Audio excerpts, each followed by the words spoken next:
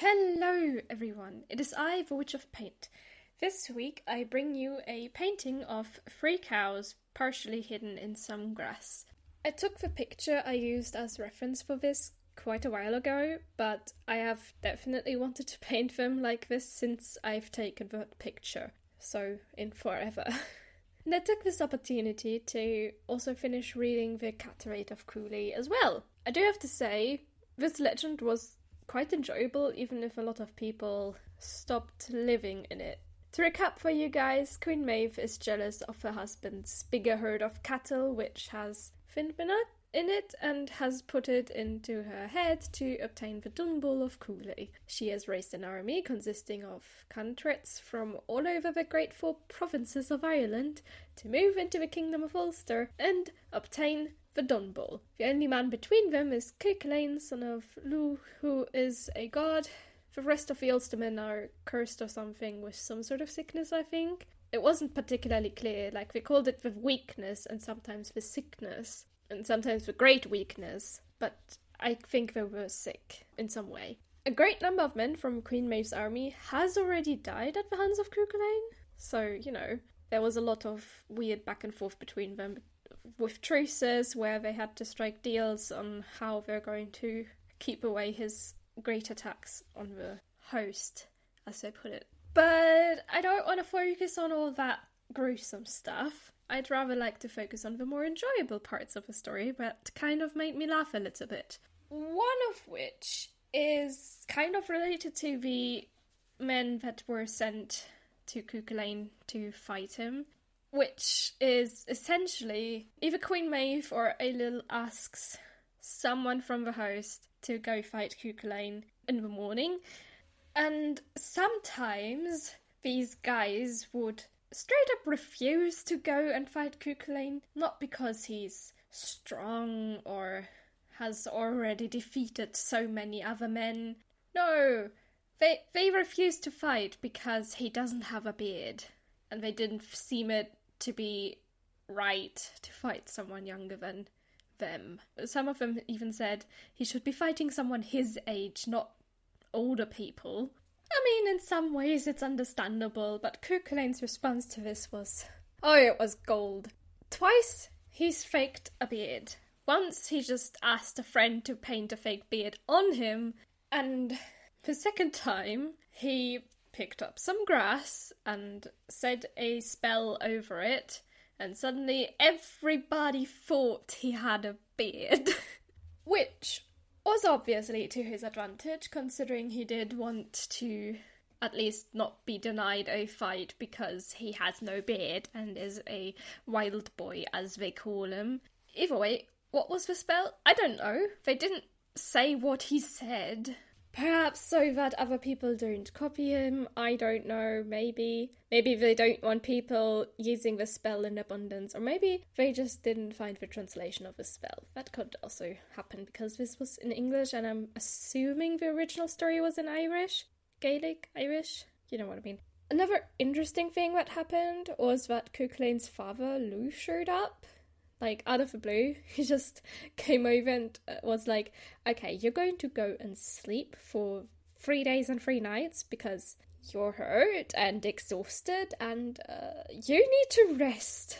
Fun fact, Cúailnge has apparently not been sleeping for a few months, aside from the occasional nap, but he's not been sleeping. Of course he's going to be tired. And I find it nice that his dad is showing up, at least now. I mean, he could have shown up earlier to tell his son to go to sleep, but I suppose Cúailnge is 17 and old enough to decide for himself when he's going to sleep and when he decides to stay awake for months.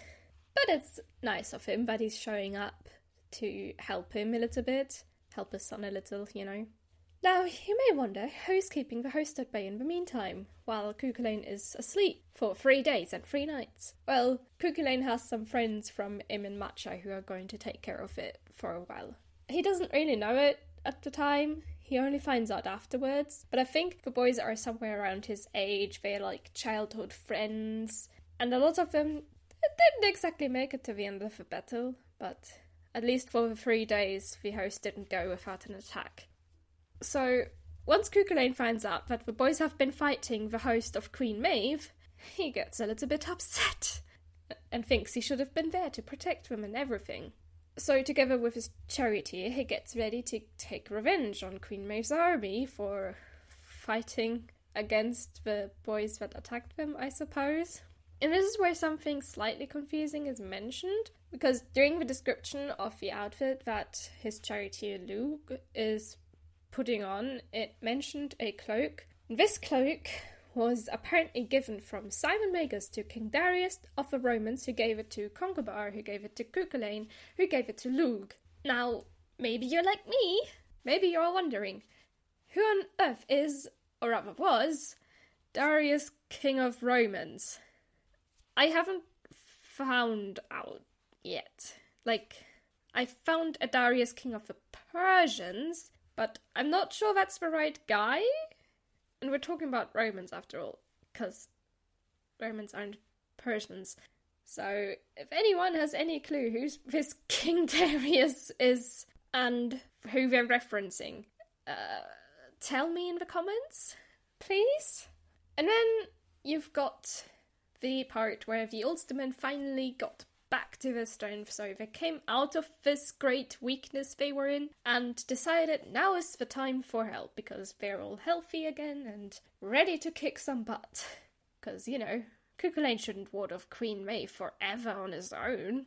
Well, for this, they of course had to gather an army of their own, because they're not Cuchulainn, they can't fight an army alone. They need some other people. And so the book in which I have read this story describes they call them companies, and their warrior leaders for a whole 6 pages.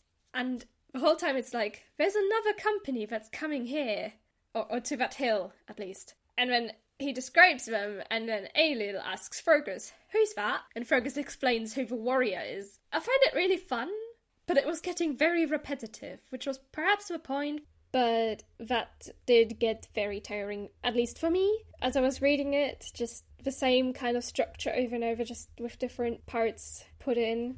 But that's just me. But the detail these guys were described in kind of made me feel like I wanted to paint some of these Ulster warriors. Because I struggled a little bit picturing them, and if I just write down the features and then draw them, maybe that'll help me. Let me know what you think of that idea in the comments. In either case, the story's big climax is going to be happening at this point, because now you've got not just Cuchulainn fighting Queen Maeve, but you've also got the army of the Ulstermen that are coming at Queen Maeve. And obviously there's a big fight, people go against each other. Ailill even gives Fergus his sword back so he can fight properly. If I remembered to mention it in one of the last 2 videos, Fergus got a little involved with Queen Maeve, so Ailill took his sword away.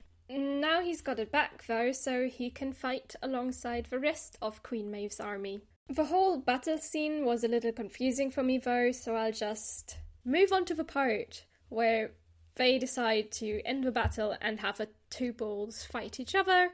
For some reason, I don't think I understand the reasoning behind it, but they do fight each other. And I think the Dun Bull won the fight, as Finnbinach was no longer alive, but the Dun Bull was badly injured himself. He went around Ireland a little bit, dropping by some places and giving names to things, and then he rested somewhere in peace forevermore. Rest in peace, bulls. The Ulstermen and Queen Maeve made peace, and for 7 years they didn't really attack each other, which is an achievement, I suppose, for them, because throughout the story they've been doing nothing but fight. And if you'd like to read the Cattle Raid of Cualnge yourself, because my summary of the story was not enough for you, and you'd like to read about all the other things that happened in it, I will leave a link to the Irish fairy tale book I used as reference for this down in the description below, where I read the story in myself. Now, let's talk about my painting of these lovely black and white cows. I decided not to ink them like I did with the bull from my last Cattle Raid of Cualnge video, and instead sketched them out, erased the sketch lightly, and just went in with the paint straight away. The first layer I used a watered down mix of red that I had on my palette, left over from some other painting, I don't know which one, but it was left over and I decided to use it. I added it to the forehead of the middle cow and the snout of the right-hand cow because there the white areas of their face were a little pinkish, especially around the snout. Though for the middle cow, the snout is covered by grass, so you don't really see the pink areas in there. Then I took some phthalo blue. I mapped out where the shadows in the black areas of the cows would end up being, and just tried to get these spots where they had the black. The middle cow has this cool little diamond shape spot around the eye, which I think is really cute. I mapped that out. Then I took some indigo for layer number 2, and I mixed it into the phthalo blue to darken some of the really dark shadows that the cows had. And in the next layer, so layer number 3, I took some neutral tint and I covered the cows' black parts with it because I didn't really want to put the neutral tint in the white areas after all, because it's white and I wanted to just get the lightest shade into the cow of the grey. At this point I decided it was time to add the grass and the plants within it because it was not just grass. So I took some sap green and started blocking in the shapes of the grass and the plants, mapping out just where they go, and how tall they are, because a lot of them just go straight across the face of the cows, and at this point I thought it was better to get them in before I started putting the real dark shadows, because at this point I still hadn't had them in, so if I had gone any darker it would have been very difficult to add the plants over the cows, but this way it was still possible. I was either loosely painting some stripes with it or darting just around the paper. I also used some red paint from a palette to map out some of the red plants, and later on I also add some yellow dots because there are a few yellow flowers dotted around the grass.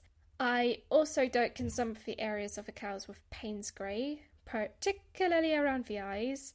Well, not around the eyes, but particularly the eyes get darkened. I'm trying to do my best to make them stand out from the black spots of the cows. Well, I know the left cow is facing away from us, but I still had to paint 4 eyes. And to be fair, I didn't really struggle with anything else in the painting. It was just the eyes that didn't stand out enough and didn't really look like eyes much, and in the end it looked a little bit dead, so I would have to go back in with a white gel pen and put in some highlights to just bring a little bit of life into the eyes. I will have to work on eyes for dark cows in the future, and occasionally I would go back into the cows and just add a couple of dots here and there, a little bit of more Payne's Grey to darken the shadows, really get those in there, because a lot of the time I thought they were too light, the cows, and I was just in a weird headspace at that point, but it's fine.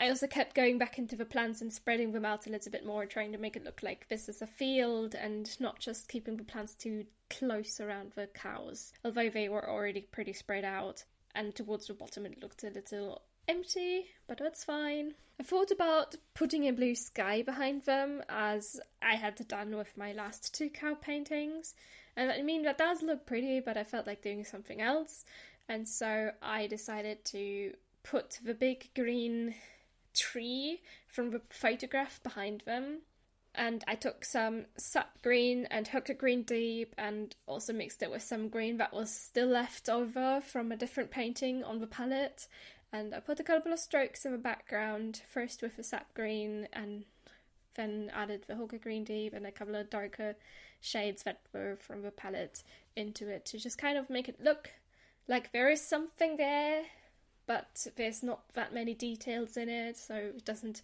distract from the cows, which is what was my main goal with this.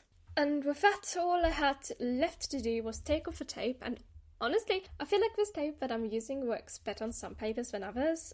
This paper it works pretty fine with, but when I got my bamboo cotton paper, the edges get pretty badly damaged. I mean, it doesn't hurt the painting, there's no tears in the painting, but when I use my bamboo cotton mixed paper, it just rips the edges apart a little bit, which is fine. It's just something I've noticed, but the tape is still better than most of the other ones I've tried. Either way, the tape is off now and I can sign the painting, or maybe I signed it before I took the tape off. Anyway, we can take a look at the final result together now. Aren't these guys so cute? I mean, all cows are very cute, especially like for little baby cows, but these guys are just so adorable, peeking out from behind all of those plants and the grass, and this painting was just so much fun for me, though it didn't take me as long as many of my other recent paintings, which, you know, it's nice for a change to not take forever on a painting and still get something that's really, really nice and cute. Though at times I did have to wait quite some time for the paint to dry and could only work in small areas at a time, but really that didn't really bother me. Like I said, the only issue I had with this was that the eyes were starting to blend in with the black spots of the cows. But in the end I think they look like eyes, so it's fine, and the cows are cute, so yeah. If you enjoyed watching this video, feel free to like the video, comment something fun below, and subscribe to the channel if you haven't already. For the time being, I'm the Witch of Paint, and I shall see you all next Sunday. Bye!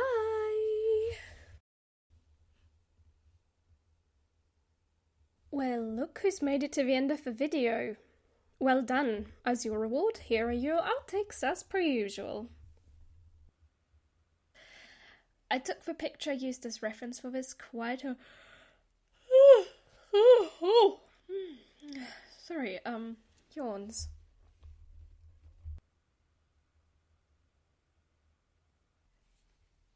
At least it confirms that Cúailnge is capable.